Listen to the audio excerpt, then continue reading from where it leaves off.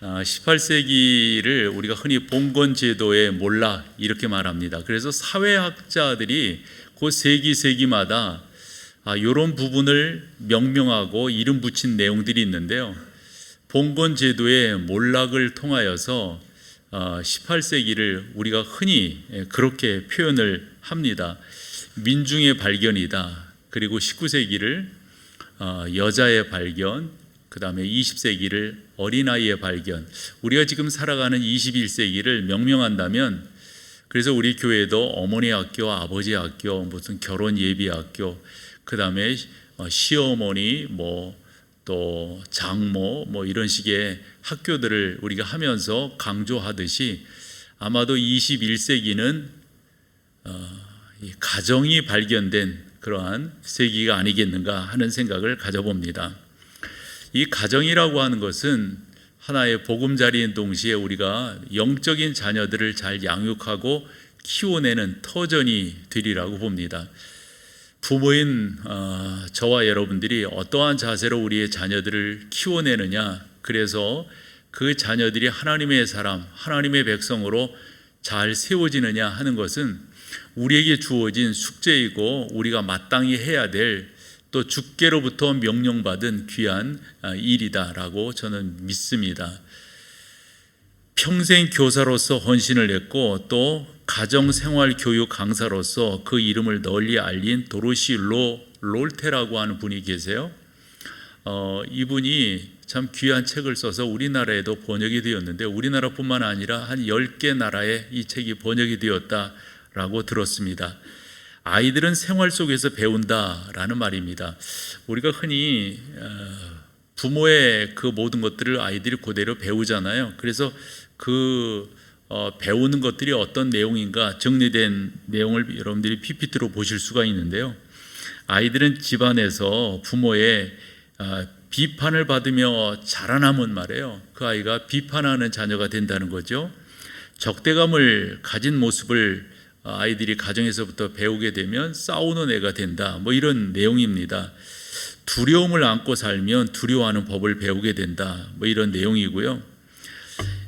그 좀 더 띄어서 보면 격려를 받으며 아이가 자라가면 또 자신감을 배우게 된다. 칭찬을 받으면 감사하는 삶을 살게 되고, 인정을 받으며 살면 사랑하는 법을 배우게 된다. 그래서 여러분들 다 경험하시는 바이겠지만, 집안에서 어떤 교육을 받았느냐에 따라서 여러분들의 삶 속에서 그런 모습들이 그대로 드러나게 되는 거겠죠. 부모로부터 나온 나눔을 배우게 되면 그 아이는 관대한 자녀로 자라게 된다 하는 거죠. 공평을 배우면은 정의를 베풀며 살아가게 된다라는 그런 말입니다. 그러니까 자녀들이라고 하는 것은 우리의 DNA를 이렇게 물려받는 것 아니겠어요? 그래서 겉모습만 닮는 것이 아니라 성품 또한 상당 부분 닮아가게 된다 하는 그런 내용이 되겠죠. 그런 면에서 보면 우리가 부모로서 얼마나 또 어떠한 영향력을 미치며 이 귀한 사명들을 감당해야 될 것인가 하는 것은 이 가정의 달을 맞이하면서 한 번 더 묵상해 보게 되는 주제가 아닐 수가 없습니다. 여러분들과 가정의 달을 이렇게 맞이하면서 어떻게 성경적인 가정을 세워나갈 수가 있을까 묵상을 해볼 때 저에게는 창세기 18장이 나름대로 의미 있게 다가왔습니다. 하나님이 아브라함을 갈대아 우르에서 부르시고 하란에서 결정을 내려서 가나안 땅으로 오게 됩니다. 그 가운데 창세기 12장에 보면 마침 흉년이 들어서 그가 애굽에 내려가게 되고 봉변을 당하게 되고 올라오게 됩니다. 그 상황 속에서 조카 롯과 내가 우하면 내가 좌하고 좌하면 우할 것이다, 이와 같은 결정 가운데, 근데 조카 롯이 그돌라오멜 연합군에 의해서 어려움을 당하게 됩니다. 하나님 앞에 기도하죠. 쫓아가라 그러면 차자기 그 명령을 쫓아서 아브라함이 자기가 거느리고 있던 사병들을 데리고 그돌라오멜에 그 연합군을 물리치고 롯을 구해옵니다. 그때 허전함을 느낍니다. 하나님, 저에게 자녀를 주셨으면 그래서 이런 봉변을 당하지 않았을 터인데 이런 식의 이야기를 할 때 하나님께서 내가 왜 너한테 자녀를 주지 않니? 약속한 것은 줄 거다라고 하나님이 아브라함과 언약을 체결하는 것을 창세기 15장에서 16장에서 그래도 안 되니까 자기 여종을 통해서 자녀를 보게 되는 그러한 모습을 우리가 볼 수가 있습니다. 그리고 나서 방황하던 이 아브라함에게 하나님께서 오늘 이 18장에서 천사를 보내셔서 아브라함을 만나 주시는 그러한 장면을 볼 수가 있는 거죠. 그래서 이 창세기 18장이라고 하는 것은 아브라함의 삶에서 상당히 중요한 것이고, 아브라함으로 하여금 더더욱 하나님 앞에 살아갈 수 있도록, 세워줄 수 있도록 도와준 하나의 전기가 마련된 그러한 장이다 볼 수가 있습니다. 그런데 무턱대고 하나님이 아무나 그렇게 세우시는 것은 아니라고 하는 것을 창세기 18장 1절에서 5절 사이에 볼 수가 있습니다. 아브라함이 상수리 나무 아래서 정오를 보내고 있었어요. 여타 사람들은 다 잘 때, 그러면 상수리 나무 아래라고 하는 게 그 당시 사람들에게는 제의적 요소를 갖고 있는 거거든요. 그 나무 아래에서 제사를 드렸고, 그래서 우리가 봤을 때 아브라함도 아마 그 가운데서 하나님을 예배하고 기도하고, 그때 하나님께서 천사의 모습으로 그들 가운데 나타나시게 되는 거죠. 이러한 모습들이 이 아브라함에게 있었지만, 아브라함은 사실 그 당시만 하더라도 되게 자존감이 낮았던 그런 아브라함인 것을 알 수가 있습니다. 창세기 18장 27절에 보면 아브라함이 스스로 천사들에게 뭐라고 말하냐면, 나는 티끌과 같고 재와 같은 존재입니다. 나는 참 값어치가 없는 존재입니다. 이렇게 말을 합니다. 사실 아브라함이 지난 시간, 돌아온 시간들을 이렇게 보면은 사실 아브라함 스스로가 뭔가를 결정해서 여기까지 온 것이라기보다도 하나님의 그 권면으로, 또 권능으로, 어떤 때는 하나님이 등을 떠미셨어요. 그래가지고 지금 이 자리까지 온 거거든요. 그런 아브라함이기 때문에 하나님이 저는 재와 같고 티끌과 같아요, 저는 별 볼 일 없어요 라고 말을 할 수 있을 거예요. 그런데 창세기 18장을 이렇게 보면 하나님께서 아브라함을 남다르게 대접하시고 대우하시는 것을 볼 수가 있습니다. 특별히 17절을 보면은 참이 귀한 건데요. 한번 같이 읽어보실래요? 시작. 내가 하려는 것을 아브라함에게, 여기서 내가 하려는 것이 뭐냐면 천사들을 동원하여서 소돔과 고모라 성을 비롯한 그 근방의 5개의 그 도시국가들이 죄악으로 관영하였어요. 이건 멸망할 수밖에 없어요. 그래서 천사들을 동원하여서 그들을 멸망시키겠다, 이와 같은 명령을 받들고 천사들이 지금 온 거예요. 근데 우리가 조금 더 묵상해 봐야 될 것은, 가면은 그냥 직접 그걸로 가면 되잖아요. 근데 아브라함을 거쳐가는 이유는 어디 있단 말입니까? 게다가 읽었어요, 여러분. 17절에서 내가 하려는 것, 그 멸망시키려고 하시는 거거든요. 그것을 내가 아브라함에게 숨기겠느냐? 그렇지 않다.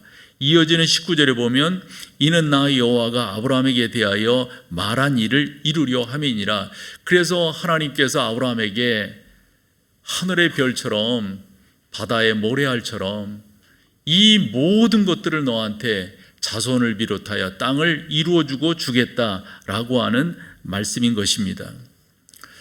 그런 말씀을 하나님께서 아브라함에게 이루어 주시겠다고 했지만 그때까지 아브라함에게는 그런 일들이 일어나지 않았어요.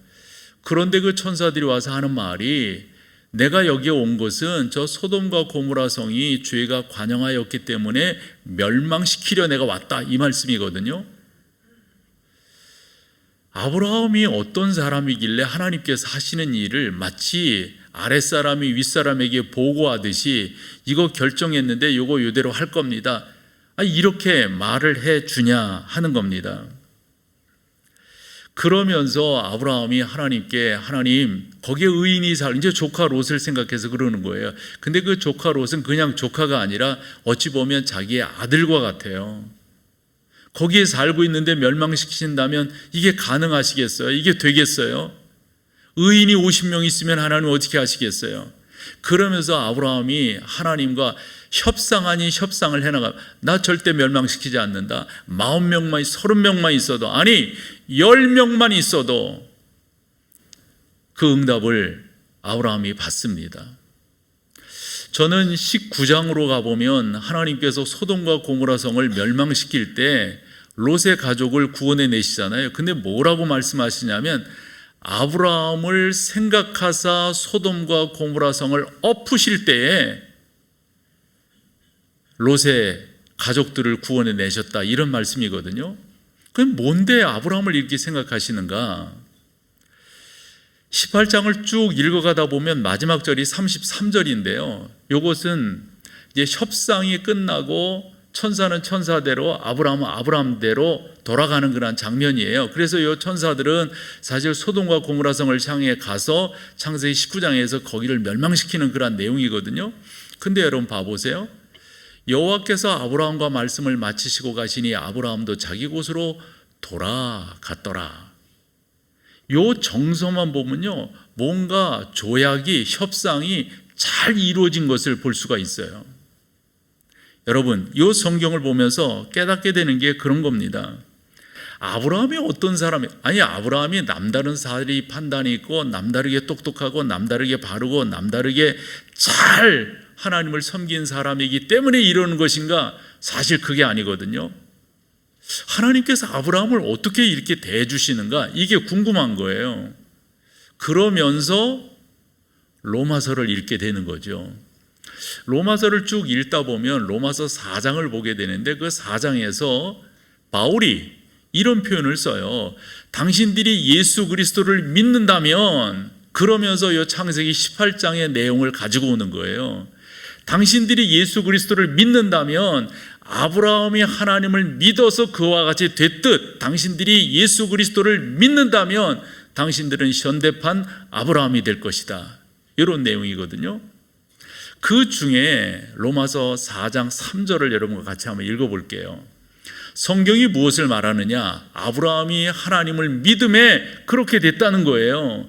그렇듯이 여러분들이 주 예수 그리스도를 믿으면 여러분들을 그처럼 의로 여겨주신다 하는 그런 내용이죠. 그래서 저는 오늘 여러분들과, 우리도 다 부모된 자이잖아요. 그래서 어떻게 우리에게 맡겨준 그 자녀들을 양육할 것인가, 키울 것인가, 이것을 여러분과 좀 나눠보기를 원하는데, 여러분들이 여기 이 자리에 완벽한 사람이 어디 있겠어요? 완벽한 남편, 완벽한 아내, 죄송하지만 완벽한 부모 계신가요? 우린 다 부족을 갖고 있단 말이에요. 아브라함도 마찬가지였어요. 그런데 하나님이 아브라함을 남다르게 대해 주셨다고요. 그것이 바울에 의해서 재해석되기를 우리도 하나님이 그렇게 대해 주신다 하는 그런 말씀이거든요. 그러므로 아브라함이 그냥 아브라함이 된 것이 아니라, 저는 아까도 말씀드린 것처럼 기도하는 사람이었던 거예요. 해서 우리도 기도하는 부모가 되기를 소망하는 거죠. 여러분들이 자녀들을 위해서 기도할 때, 특별히 우리의 자녀들 가운데 신앙생활 제대로 안 하는 자녀들이 있을 겁니다. 여러분, 아브라함처럼 하나님 앞에 기도해야 돼요. 하나님, 그곳에 의인 50명이 있으면 어찌하실 건데요? 40명이 있으면, 아니 10명이 있으면 어찌하실 건데요? 라는 심정을 갖고 우리가 하나님 앞에 기도한다면, 하나님 아브라함에 응답하셨어요. 그러면 내가 그곳을 멸망시키지 않겠다. 여러분, 창세기 19장을 읽어보면 롯이 그 가운데서 천사들이 방문해서 말을 해 주었지만, 아니 하늘로부터 이 재앙의 불비가 내리고 있는데 말이에요. 거기에 미련을 두고 있는 거예요. 롯의 처는 어땠고요, 그 딸들은 어찌했고요. 그래서 성경은 뭐라고 말씀하고 있냐면 등을 떠밀었다고 그랬어요. 그러면 등을 떠밀어서 그곳에서 롯의 가족이 구원함을 입은 이유가 뭐라고요? 아브라함을 생각하셨다는 거죠. 우리의 자녀들이 이런 은혜를 받아야 되지 않을까요? 우리의 기도로 말미암아 우리 아이들이 그렇게 살아나야 되고 구원함을 입어야 되고 유혹의 구렁텅이에서 벗어남을 입어야 되는 그런 은혜가 있어야 되지 않을까요? 그래서 여러분들이 그렇게 기도하셔야 되는 거죠. 하나님의 은혜를 구하는 기도, 하나님의 인도하심을 구하는 기도. 여러분들이 그렇게 나아가실 때 여러분들의 자녀들이, 여러분들의 가정이 이 건강한 하나님의 은혜 가운데 세워질 것을 저는 믿는 거예요. 그러면서 이렇게 성경을 보게 되고 성경을 통해서 교훈을 얻게 되는 것 하나를 더 네 번째로 말씀을 드리려고 하는데, 성경을 이렇게 읽다 보면 모세에 대한 저 개인도 이렇게 성경을 보면서 참 아쉽다 싶어요. 왜냐하면 모세가 그 모진 고생을 다 했잖아요. 사실 모세가 미디안 광야에 있을 때 하나님이 불꽃 같은 모습으로 출애굽기 3장에 나타나셔서 모세를 부르실 때 모세가 나 하나님 못해요 못해, 이런 모세를 하나님이 설득하셔서 바로에게 가게 하셨던 거 아니에요. 그러면서 10가지 재앙, 홍해를 건너고 광야를 지나서 지금 요단강 앞에 이르는 거, 이 강만 건너가면 가나안 땅에 들어가게 되는 거예요. 그때 모세가 하나님께, 하나님 저도 들어가고 싶어요. 무리바 사건으로 하나님의 결정이 있었지만 모세가 그리 말씀을 드린다고요. 그때 하나님께서 냉정하신 만큼 모세에게 너는 여기까지다 라고 말씀을 하시고, 그리고 내가 해야 될 2가지를 명령하시는데, 하나는 후계자를 세우는 거고 또 하나는 이 백성들이 광야에서 태어났기 때문에 어떠한 과정과 절차, 하나님께서 어떻게 도우셔서 여기까지 왔는지를 잘 모르니 이들을 위해서 성경을 기록하라. 이제 하나님이 아셨던 거예요. 이런 것들을 기억하고 또 되새기고 또 다짐하고 이와 같은 절차들을 갖지 아니하면 다 사람들이 그릇된 길로 가게 될 것이라고 하는 것을 하나님이 아셨어요. 이 가나안 땅 들어가면은 그 가운데서 하나님을 저버리고 이방신을 섬기고 그들과 동고동락하게 될 이 불쌍한 백성들을 우리 하나님께서 아셨던 거죠. 여러분, 절대 우리가 스스로 의지할 수 없는 것은 하나님이 나에게 은혜 주시고 붙들지 아니하시면 여러분 누구나 다 마찬가지 아닐까요? 내가 이 자리에 있을 수 있을까요? 바울의 고백이 맞는 거예요. 이제까지 이렇게 많은 일들을 하며 왔지만 가만히 생각해 봤더니 이 모든 것이 다 하나님의 은혜로라. 이건 하나님께서 함께 하신 것이다. 죄송한 말씀이요, 외람된 말씀일 수 있는데요, 저도 이 자리에 서서 목회를 이렇게 해온 거, 이거 여러분 하나님의 은혜가 아니고서, 그래서 저는요 이 자리에 서서 제가 그런 모습을 여러분들에게 보여드린 적이 있는지 몰라도 정말 저는 하나님 앞에 겸손하게, 여러분 앞에 겸손하게 쓰려고, 하나님께서 나를 이 자리에 세워주신 것에 대해서 늘 고마워하고 감사하고, 하나님의 은혜가 아니고서 내가 이 자리에 쓸 수 없다고 하는 사실을 제가 너무도 잘 알기 때문에 그런 자세로 여러분 앞에 그렇게 섰다고 저는 생각하거든요. 그런데요, 이게 우리라고 하는 이 존재가요, 이게 믿을 수 없어요. 죄송하지만 하나님의 그 놀라운 경험들을 하면서도요, 가나안 땅에 들어가서 그 나쁜 짓들을 하는데, 그래서 하나님께서 모세에게 신명기서를 기록하라 하시고 몇 가지 명이 어떻게 지내왔는가, 그리고 이것을 너는 명령해야 될 것이고 이것도 그러면서 쭉 신명기서를 기록하게 하시면서 그렇게 너희가 하면은 28장에 가서 너희가 이와 같은 복을 받게 될 것이다. 근데 여러분 그 신명기서 28장도 이렇게 읽어보면 복 받는 것에 대해서는 10절 안쪽이에요. 잘못하면 너희가 벌을 받게 된다고 하니 한 3배 정도 많아요. 어찌 보면 4배 정도 많다고요. 그것만큼 우리가 연약한 인생이라고 하는 걸 아신 거예요.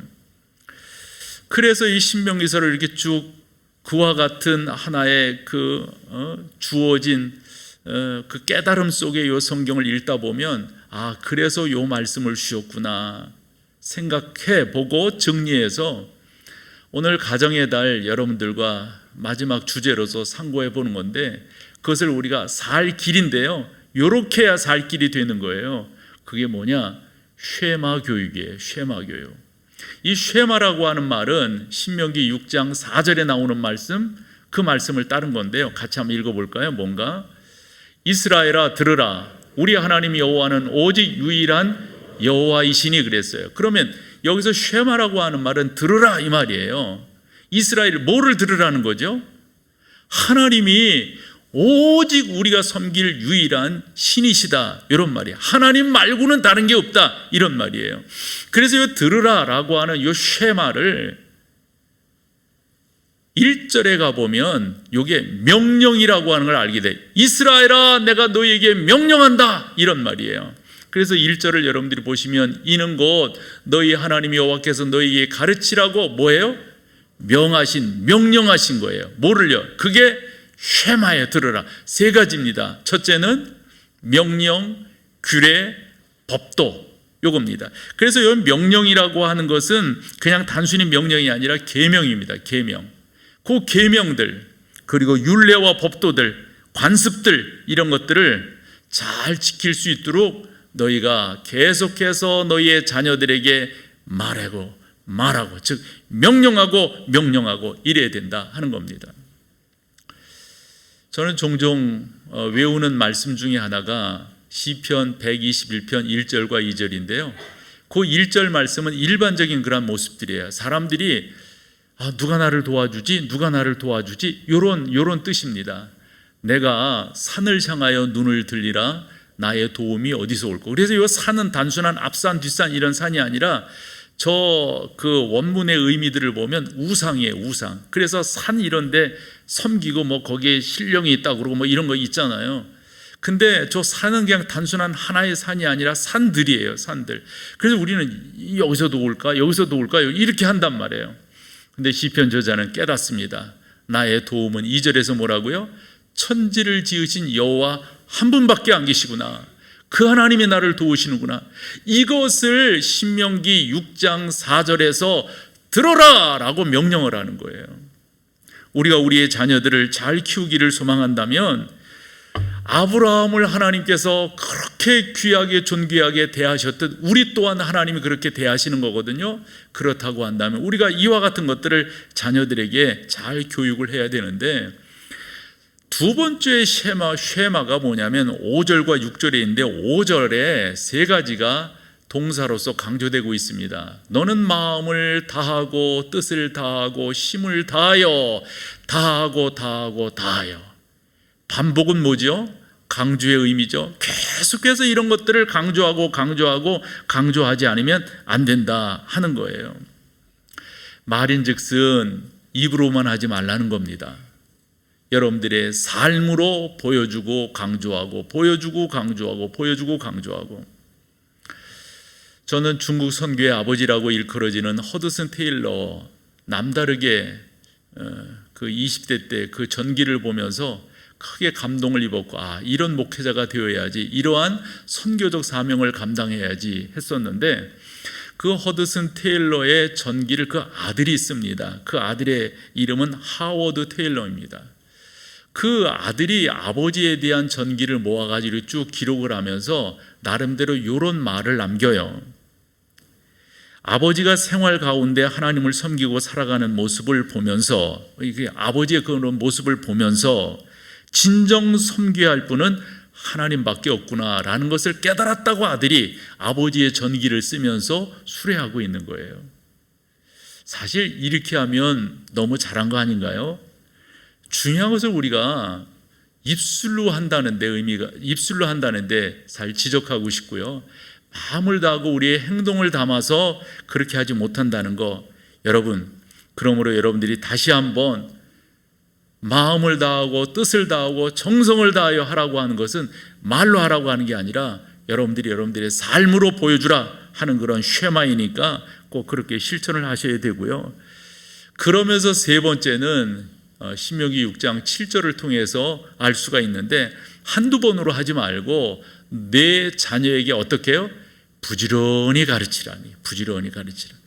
여기 가르치라라고 하는 것은 반복이라고 의미가 있고, 부지런히라고 하는 것은 여러분들이 삶으로 드러내라라고 하는 의미가 있습니다. 그래서 신명기 6장 24절에 보면 여호와께서 우리에게 이 모든 규례를 지키라 명령하셨으니 이는 우리가 우리 하나님 여호와를 경외하여 그 여러분들의 삶으로. 근데 왜 이렇게 우리가 해야 되냐면 그 뒷말입니다. 경외하여 뭐죠? 항상 복을 누리게 하기 위하심이며 그랬어요. 여러분 가정 속에 여러분 자녀들이 복받기를 원치 않는 분이 누가 계실까요? 그걸 여러분들이 하시기를 다 원하실 텐데 이렇게 여러분들이 해나가시면 되죠. 그래서 저는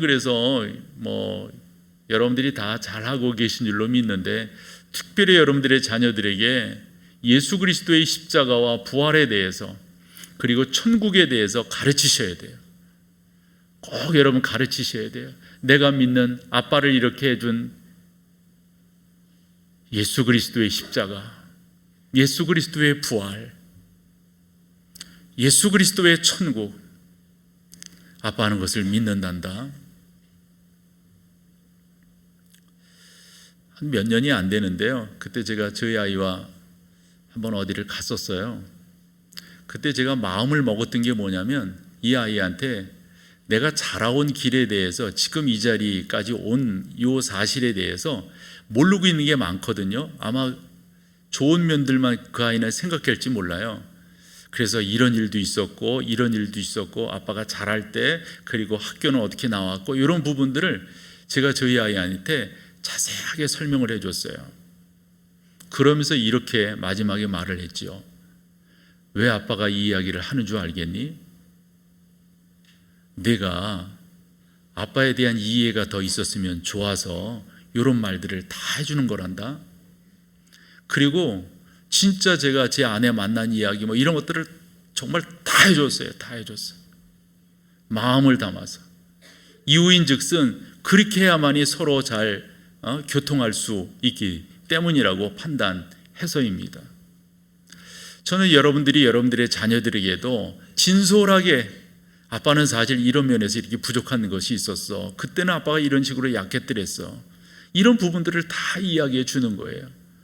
아이의 답은 그때마다 아빠 저 이해해요, 아빠 저 이해해요, 아빠 저 이해해요. 여러분들이 예수 그리스도를 왜 믿는지에 대해서, 아빠 엄마가 왜 이렇게 사는지에 대해서 말을 해줘야 되지 않을까요? 많은 삶의 방식들이 있지만 아빠 엄마는 천국을 믿기 때문에, 그래서 이렇게 사는 거란다. 그래서 이렇게 예배를 중요시 여기는 거란다. 다른 무엇보다도 기도가 우리의 삶에 가장 중요한 것을 깨달아서 이렇게 기도하고 있는 거란다 라는 것을 가르쳐줘야 되지 않을까요? 그래서 마지막으로 네 번째 쉐마를 여러분과 좀 나눠보려고 하는데, 13절입니다. 같이 한번 읽어보세요. 시작. 내 하나님 여호와를 경외하며 그를 섬기며 그의 이름으로 가르쳐야 돼요. 여러분, 가르쳐야 돼요. 내가 왜 예수 믿는지에 대해서, 내가 왜 너에게 다른 많은 할 일도 있지만 목사가 되었으면 좋겠다라고 애비의 마음을 다 담아서 너한테 말을 하는지에 대해서 많은 다양성들을 이야기합니다. 함에도 불구하고 네가 이 길을 갔으면 좋겠다라고 말한 이 애비의 마음을 네가 이해했으면 좋겠다. 아빠, 제가 다 알아요. 제가 다 알아요. 저는 제 스스로에게 약속한 것이 하나 있어요. 내가 다른 건 몰라도 어릴 때부터 그렇게 자랐기 때문에 그런데, 금요 기도회가 마치고서는 교회에서 밤을 좀 지새야 되겠다. 자지 않는 건 아니고요, 뭐 이렇게 어디 대충 잡니다. 이유가 어디 있을까요? 그렇게 해서 정신 차리려고 그러는 거예요. 조금이라도 더 정신 차리고 싶어서. 옛날이라는 표현이 좀 어색하지만은, 하나님 잘 섬기고 하나님 잘 믿고 하나님의 은혜를 구하는 그런 기도원 생활하던 게, 그런 거 잊지 않으려고. 아침 새벽 일찍 교회에 나오는 것도 그런 거 잊지 않으려고, 그 초심이 잃지 않으려고 노력하는 거예요. 근데요, 너무도 놀랄 만한 일은 아들이 그것을 그대로 담는다는 거예요. 그래서 내가 그 아이한테 그랬어요. 얘야, 네가 말이다, 교회에서 침낭 깔고 너 그 네 사무실 그 바닥에서 그렇게 잠을 자는 거, 너 그거 이 다음에 되게 할 말 많을 거다. 교회 갈라 치면 일찍 떠나는 거예요. 다 보고 자라는 거예요. 저는 우리가 말로 하지 아니하고 우리의 삶을 통해서 그걸 가르치는데, 마지막으로 여러분 말씀드리는 게 다른 게 아니에요. 어떻게 우리가 하나님을 경외해야 될 것인가? 우리가 어떻게 그 하나님의 말씀 앞에서 살 것인가? 물질이 중요하다는 것이 아니고, 중요하지 않다는 것이 아니고, 내가 높은 지위에 가는 것이 중요하지 않다는 것도 아니고, 우리가 이 세상을 살면서 즐거움을 갖는 것이 중요하지 않다는 것, 취미생활을 하는 게 중요하지 않다는 것이 아니라, 그런 것들은 하나님을 경외하는 것을 우선으로 하고 뒤따라가요. 이것이 나의 삶의 목적일 수는 없다라는 걸 가르치는 거죠. 어느 아빠가 자기 딸과 마켓에 갔어요. 그랬더니 그 딸이 너무너무 좋아가지고 아빠 나 이거 살래요. 그게 뭐냐면 자기 아빠가 다니는 회사의 식품이에요. 아빠가 그냥 등짝을 때리면서 사면 안 돼 이렇게 말했어요. 왜일까요? 불량식품이라서 그래요. 안 돼. 아니 여러분 그거 알잖아요. 어느 집에서 자기 딸에게 왜 다 딸인지 모르겠네. 자기 딸에게 그렇게 말하는 거예요. 넌 꼭 도시락 가지고 가라. 도시락 가지고 가라. 학교 급식하잖아요. 급식 먹지 말고 너 도시락 가지고 가라. 근데 그 아버지가 그 학교에 급식을 대는 그런 사장이야. 왜 그렇게 했을까요, 여러분? 그건 뭐 여러분 다 신문에도 다 방송에도 나온 이야기니까요. 제가 성경을 보면서 참 이해되지 않는 사람이 여러 사람이 있는데 그 중에 하나가 사무엘상 1, 2장에 등장하는 또 4장까지 나오는데요. 엘리라고 하는 대제사장이에요. 이 엘리에게는 홈리와 비느하스라고 하는 두 아들이 있었는데 안 좋은 소문이 이제 그 대제사장이니까 제사장들이 뭐 이렇게 다 또 그 아들들도 제사장이니까 이제 들려서 다 아는 거예요. 사실 저는 사무엘도 자식 농사에 실패한 것에 대해서 진짜 이 다음에 하늘나라에 가면 여쭤보고 싶어요. 아니 그 모습 속에서 당신이 제사장으로 사무엘은 사실 그 계보가 아니잖아요. 근데 이렇게 뽑힌 거거든요. 그런데 이 사무엘도 사실 두 아들. 그러니까 여러분 너무 아버지 어머니들이 너무 엉뚱한데 바쁘면 안 된다니까요. 이 챙이 들어라 명령해야 되고요. 가르쳐야 되고요. 자꾸 또 이야기해야 되고 머리 컸다고 스탑하시면 안 돼요. 계속해서 여러분들이 말하셔야 돼요. 어쨌건 엘리가 두 아들 홈리와 비느하스가 그렇게 좋지 않아요. 근데 좋지 않은 소식이 성경은 두 가지를 이야기하는데 하나를 보면 열을 안다고 그것만 했겠어요. 뭐 뇌물도 받고 별짓 다 했을 거야. 이거 아니 두 개 이야기할 텐데 여러분 봐봐요. 이게 하나님 제대로 믿는. 첫째는 뭐냐면 잘못된 게 그 백성들이 하나님 앞에 제사하기 위해서 짐승을 가지고 오면 이 짐승도 보면 소도 보면 어느 집 가봤더니 뭐 부위별로 뭐 다 있잖아요. 참고로 말씀드리면 저는 체크살을 좋아하는데 뭐 이런 다 있잖아요. 이런 게 있잖아요. 근데 거기서 지 나름대로 맛있다 생각하는 것을 갈고리를 딱 넣어가지고 끄집어내서 지가 먹는 거야. 하나님 앞에 드리기도 전에. 이 뭐 하는 거예요 이게. 게다가 여러분 얼마나 나쁜 놈이냐면 나쁜 놈이라고 말해도 될 것 같아요. 사무엘상 2장 22절 그거 한번 보여줘 보세요. 같이 한번 읽어보죠. 시작. 엘리가 매우 늙었더니 그의 아들들이 온 이스라엘에게 행한 모든 일과, 그러니까 모든 일이라고 하는데 이 죄를 말해요. 어떤 죄까지 여기서는 거명을 하냐면 봐봐요. 회막문에서 수종드는, 회막은 뭐예요 여러분? 성전이거든요. 성전에서 수종드는 여인들과 뭐 했다고요? 이런 걸 다 들어요. 근데 그 들은 것을 제대로 처리하지 않았다고 하는 게 여기 하나 보이잖아요. 엘리가 매우 늙었더니. 아니 늙은 것과 자식들을 똑바로 교육시키는 것과 그게 뭔 상관이에요? 근데 이 늙었다라고 하는 저 표현이 주는 함의가 있다고요. 함의가 있어요. 아니 저는 이 성경을 보면서 그 23절 한번 보여줘 봐요. 23절. 그러면서 이 애비가 그런 이야기를 아마 그 흔한 말로 뭐 이제 소원이 막 왔겠죠. 또 정보부 그런 데 있는 사람이니까 첩보 이러면 안 된다 이런 뭐 이야기가 왔겠죠. 그때 그 아버지가 어떻게 하는가 봐보세요. 자녀를 나무라는 게 이게 그들에게 이르되 이제 아들 둘 홈리와 비느하스에게 말하는 거예요. 뭐라고요? 너희가 어찌하여 이런 일을 하였느냐? 내가 너희의 악행을 이 모든 백성에게서 듣노라. 그런 정보가 엄청나게 올라왔겠죠. 정보가. 그러면 어떻게 해야 되겠어요? 여러분들 같으면 여러분들의 자녀들이 그런다고 하면 그것도 흔한 요즘식으로 말하면 목사야. 그럼 어떻게 하겠어요, 여러분? 어떻게 해야 되겠어요? 근데 그 다음 말, 그래서 성경은 있잖아요, 뉘앙스가 되게 중요해요. 이거 어떤 분위기로 말을 했을까? 그래서 제가 1부, 2부 때도 해봤는데 잘 안 되더라고. 내가 연기자가 되어가지고 이걸 한번 표현을 했는데, 근데 뭐 다 웃고 그래서 가지고 또 3부 때는 안 해야 되겠다 했는데 어쩔 수 없어. 이건 해봐야 돼. 그 24절, 내 아들들아 그리하지 말라. 내게 들리는 소문이 좋지 아니하니라. 너희가 여호와의 백성으로 범죄하게.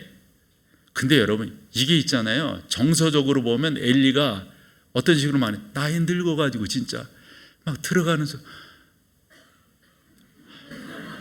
이러는 거예요.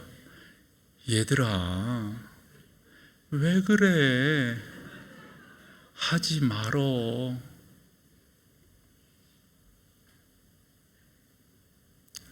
여러분들은 여러분들의 자녀들이 신앙생활 잘하지 않을 때 뭐라고 하시나요? 스스로 위로하실걸요. 아마 언젠간 나오겠지 뭐 이러면서. 현대판 엘리들이 얼마나 많은지 몰라요. 따끔하게 야단도 못 칠 뿐만 아니라 본인 자신도 못하니까, 그러니까 말빨이 흔한 말로, 요즘 말로 영이 안 서는 거죠. 안 서는 거죠. 아버지는 그렇게 살면서 내 왜 나보고, 엄마는 뭐 그렇게 살면서. 난 이 성경 보면서 너무도 안타까워요. 내 아들들아 그리하지 말. 이 말이 아니죠. 이런 정서가 아니죠. 이런 톤이 아니죠. 너 일로 들어와. 듣자 하는데 이게 무슨 소리냐? 너희들 말이야 바깥에서 이런다고 하는데 하나님 앞에 드리는 그 제물을 너희들 맛있다고 그거 체크살 아니야. 그거 끄집어와. 이놈 자식. 잘못했어요. 제가 그냥 예를 든다고 말한 건데 그렇게 된 거예요. 여러분 이게 참 이게요. 모르겠어요. 난 잘 모르겠지만 그냥 이게 목사가 이런 생각하는 것도 이거 참 안 좋은 생각인데, 여자가 없어서 그랬을까 이놈들? 이 하나님을 안 믿는다고 하는, 참 나쁜 거예요. 그 후로 아버지 엘리가 어떻게 되는가? 4장 16절 18절입니다. 16절. 그 사람이 엘리에게 말하되, 이게 뭐 말이냐면 그 사람은 이제 전쟁이 일어났어요. 블레셋과 전쟁이 일어났는데 이 길 어떻게 이길 수 있냐 사람들이 곰곰이 생각하다가 이거 법궤를 가지고 가면 이거 이길 수 있다라고 생각하고 이제, 그런데 전쟁에서 마음대로 안 된 거예요. 그때 한 군인이 도망와 가지고, 아마 이렇게 도망가서 왕에게 말할 수 있는 것으로 보면 꽤 높은 장군이었을 거예요. 성경은 이 정도로 말하지만, 그 사람이 엘리에게 말하되 나는 진중에서 나온 자라. 그러니까 도망왔다 이 말이지. 내가 오늘 진중에서 도망하여 왔나이다. 엘리가 이르되 내 아들아 일이 형편이 어떤데? 이렇게 물어본 거예요. 그 다음 절, 소식을 전하는 자가 대답하여 이르되 이스라엘이 블레셋 사람들 앞에서 도망하였고, 혼비백산한 거죠. 주랭랑을 친 거죠. 백성 중에는 큰 사람, 이렇게 희생당한 흔한 말로 전사자들이 많이 생겼다 이거죠. 그 중에 뭐라고요? 그 중에 당신의 두 아들 홈리와 비느하스도 전사하였습니다. 전사인지 도망가다 이놈들이 죽은 건지, 그리고 하나님의 궤는 빼앗겼습니다. 이 이야기를 들었어. 그 다음 구절이 보여주지 말아요. 잘했어. 그 다음 구절이 엘리가 어떤 사람인가를 보여주는 거예요. 그러니까 그냥 우리가 성경 이렇게 읽을 게 아니라, 여러분들이 이게 다 성경의 그림 언어니까 충분히 상상하고 그 다음 절 보여줘봐요. 엘리가 어떻게 되는가 봐봐요. 하나님의 괴를 말할 때 엘리가 자기 의자에서 어째요? 뒤로 넘어져 문 곁에서 목이 뒤로 넘어졌는데 때마침 그때 아마 이런데 부딪혔는지 목이 부러져서 어떻게 해요? 죽었는데 성경은 그것을 어떻게 표현하고 있냐면 나이가 많고 비대한 까닭이라. 그러면 나이가 많다는 게 이게 자연 숫자로서의 나이를 말하는 것 뿐일까요? 비대하다는 게 좀 체중이 나가는 게 뭔 잘못이겠어요? 사람마다 다 다른데, 그럼 여기 나이가 많고 비대한 까닭에 그렇게 넘어져 죽었다라고 하는 요 자체를 여러분 그냥 단순하게 그런가 보다 이렇게만 받아들이겠어요? 죄송하지만 요 자체가 엘리라고 하는 사람의 신앙의 칼날을 보여주지 않나요? 요 표현 자체가 하나님께서, 제가 엉뚱한 생각하는지 모르겠지만 진노 아니신가요? 난 그렇게 보고 싶어요. 그러면서 뭐라고 성경이 그 뒷말을 이었냐면 그가 이스라엘의 사사가 된 지 40년이었더라. 이상하게 이스라엘은 40 이런 것들이 끊어지는 게 많아요. 하나님이 그 끊어버리시는 거죠. 그 끊어버리시는 거. 사랑하는 여러분, 여러분들은 다 누구에겐가 부모요 자식일 거예요. 저에게 부모가 계시고 저 또한 자녀가 있고 다 이렇게 되는 거죠. 어떻게 하셔야 될까요? 솔로몬이 당신이 나이가 다 들었을 때 느낀 것을 기록한 잠언의 몇 구절을 여러분과 읽어볼게요. 18장 10절. 여호와의 이름은 견고한 망대라. 의인은 그리로 달려가서 안전함을 얻느니라. 안 거예요. 이게 결론이 뭔지를 안 거예요. 19장 28절. 망령된 증인은 정의를 업신여기고 악인은 입은 죄악을 삼키느니라. 그리고 22장 6절인데요. 이건 솔로몬이 나이가 들었을 때 참 느끼고 느낀 게 있다고 봐요. 온 북영화를 다 누린 솔로몬이 헛되고 헛되니 모든 것이 이게 아무나 할 수 있는 말인가요? 그가 잠언을 기록하면서 진짜 지혜가 뭐냐? 많은 사람들이 자기에게 지혜를 배우러 왔고 들으러 왔고 나누려 와서 썼으니까, 그러면서 나중에 그가 인생의 말년에 진짜 지혜가 뭐냐? 진짜 지혜는 하나님을 아는 것이다. 근데 난 이런 말들이 예사로운 말까지 들리지가 않아요. 이 구절 때문에 그런 건데, 잠언 22장 6절 같이 한번 읽어보세요. 시작. 마땅히 행할 길을 아이에게 가르치라. 그리하면 늙어서도 그것을 떠나지. 여러분 가만히 생각해 보면요, 이게 저만의 억측인지는 몰라도 다윗이요, 흔한 말로 아둘람 굴이라든가 블레셋에 피신 다니고 피해 다니고 이럴 때는 정말 하나님 잘 믿었어요. 사울왕이 죽어서 그가 예루살렘의 왕으로 올라오기까지 한 7년 정도를 기다렸거든요. 이때도 하나님 잘 믿었어요. 힘들고 어려울 때 잘 믿었어요. 그런데 잘 나갈 때가 문제라. 이게 잘 나갈 때, 그 잘 나가는 과정 속에서 그렇게 해서 태어난 아들이 있었는데 그 아들이 솔로몬이에요. 아주 늦게 태어났어. 그랬을 때 솔로몬을 어떻게 키웠을까 상상을 해보는 거예요. 왜냐? 솔로몬의 젊은 시절을 보면 이건 하나님 안 믿는 사람의 삶의 태도예요. 그렇다고 보면 다윗이 그 어린 솔로몬 어떻게 키웠을까? 그가 죄악 때문에 솔로몬 앞서서 가졌던 그 아이가 죽는 그런 과정들을 겪었지만 솔로몬이 태어나면서 어떻게 했을까? 아마 어하둥둥 내 사랑아 이러면서 솔로몬 그저 이랬던 것 같아. 이것을 솔로몬이 나중에 가서 딱 깨닫는 거예요. 뭐를요? 마땅히 행할 길을 아이에게 봤더니 아버지 다윗이 자기에게 그렇게 하지 않았지 않는가? 그렇게 하면 늙어서도 그것을 떠나지 아니하리라. 여러분, 사람은 다 체험적인 것을 이야기하게 되어져 있어요. 그 다음에 하나, 29장 15절. 왜 다윗을 그렇게 생각하냐면요, 채찍과 꾸지람이 지혜를 주는 주건을 아마 자기는 그렇지 못했던 것 같아요. 그리고 다윗이 종종 그 아들 가운데 약간 이렇게 뭐라 그럴까, 우리가 자식들도 다 이렇게 대하는 게 아니라 어떤 애는 조금 이렇게 얘 봐라 이렇게 하는 애도 있을 수 있잖아요. 그런 자녀도. 아마도 다윗에게 압살롬이 그렇지 않았을까 싶어요. 압살롬이. 그래서 압살롬에 대해서 다윗이 나름대로 그런데 웬걸 얘가 태어나고 그 솔로몬의 어머니가 자꾸 흔한 말로 치맛바람이라고 그래도 되나요?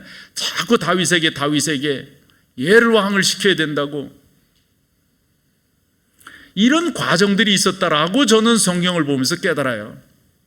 그래서 요 잠언 29장 15절도 이 솔로몬이 자기의 경험을 충분히 살려서 요 성경을 말했다고 봐요. 다시 한번. 채찍과 꾸지람이 지혜를 주거늘 임의로 행하게 버려둔 자식은, 아마 누구를 지금 연상하는 것 같아요. 어미를 욕되게 하느니라. 여러분, 왜 애비를 욕되게 하는 게 아니라 어미를 욕되게 한다고 그럴까요? 그래서 저는 이런 성경들을 하나하나 이렇게 기록을 해나가면서 솔로몬이 뭔가를 생각하고 기억하고 떠올리고 하지 않았나 싶어요. 누구겠어요, 여러분? 압살롬이죠. 배다른 형 압살롬. 그가 반역을 일으켰을 때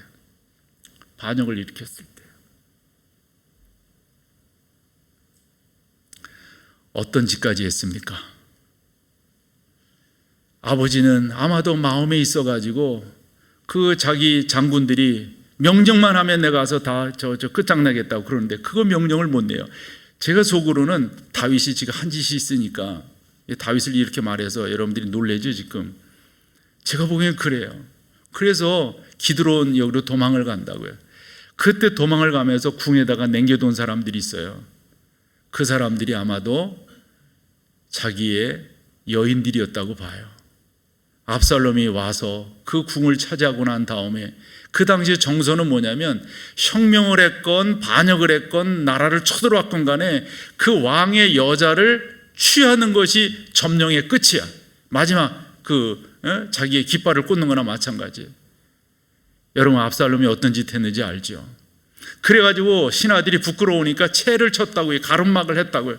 압살롬이 어찌했어요? 거둬라. 내가 이거 하는 거 백성들이 다 보게끔 해라. 나쁜 놈이죠. 나쁜 놈. 채찍과 꾸지람이 지혜를 주거늘 임의로 행하게 버려둔 자식은 어미를 욕되게 하느니라. 이건 솔로몬에게 있어서 하나의 사건을 연상하면서 그냥 말로 하면 이게 어떻게 이해가 돼요, 이게요.